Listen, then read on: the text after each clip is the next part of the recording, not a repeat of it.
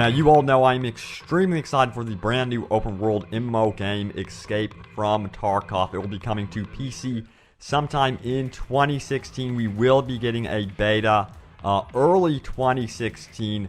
But in this video, I'm going to be going over a ton of brand new details about Escape from Tarkov, including details about raids, weapons, traders, and so much more. So hello there, my fellow open world gamers. What's up? It's Robbie with Open World Games, and let's dive straight in. So yes, the game will have traders, and they will also be giving out missions as well as buying and selling gear, weapons, and items that you are extremely interested in because there's going to be lots of them. Now, traders will also give out missions including acquiring data, searching for items for their inventory, contract kills, and discovering new locations and more. But this is the really cool part about traders. Traders can get into conflict with one another if you decide to purchase from another trader. They will take that as an insult. Makes business sense, of course. And every trader in the game will be providing their own unique items. So there's going to be very little similarities in their inventory. They're going to have special weapons per trader. Now, a lot of you are wondering, will this game be supported post-launch with DLC? Well, yes, Tarkov will be supported post-launch with DLC that will expand free roam and add more raids. Nice.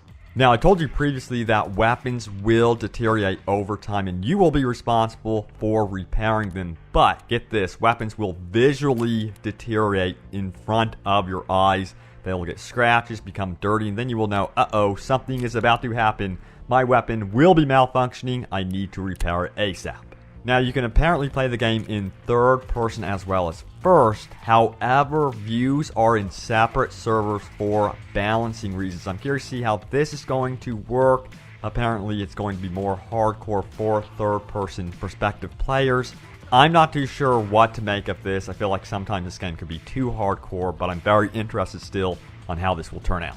Speaking of hardcore, once you die in a PvP raid, you cannot return to it or recover lost items. You know, in Bloodborne or Dark Souls, how you could return to the corpse and at least have a chance to regain your items or XP. That's not going to be the case in Escape from Tarkov. It's very, very hardcore once you enter the PvP space, and co-op is going to be less hardcore, but I'm curious to see how players react to this extreme hardcore nature. And in fact, if you do die in a raid, you cannot return to the raid with your group. You have to sit out until it is finished, and then you just have to join the next raid, unfortunately. So it depends on how long the raids would be. If you die at the beginning of the raid, that could get a little bit boring just sitting there and waiting for your friends to finish the raid. You have to find something to do. So in that way, the game is extremely hardcore. Again, let me know what you make of it in the comments below. The good news is that there will be a common clan stash, so your group can exchange items with one another. And if you collect really badass items and weapons that you don't want, apparently you can give them to other players. Now, how many players can we expect to be playing within the co-op space? Is going to be around 12 players, and the raid group limit, that is the PvP space, is going to support up to 5 players in your group. But there is an arena mode, and this is going to be where you can just hop in and face off against one other player. 1 versus 1 fight to the death. A gladiator type experience in an apocalyptic universe. This right here sounds very addicting, and I cannot wait to see how that turns out. Now, melee weapons will be in the game, by the way. These include several types of knives, and they're trying to get a trench spade in there as well. But yes, melee weapons will be a part of the game. And if you need to get through a door, you can use a key, of course, or you can kick it down. But that is a bit risky, especially if you go into a raid PvP environment, because you know what? Someone could be sitting on the other end and just gun you down. Now, the game will feature World War II weapons and modern-day Russian weapons. I'm curious to see what type of World War II weapons are thrown in there. Hopefully they have the MP40 because I love that weapon. And you can attach flashlights and laser designators to your weapon, and they can be manually turned on or off at any time. And I love this level of detail. I really miss games that allow you to have full control over absolutely every detail. Most games are going to this more contextual casual feel to them, and I'm really glad that this game is going all out with that detail. You can also pair up magazines in the game with duct tape. This is something that they are trying to get in the game at least, but I would think it would help you with a faster reload.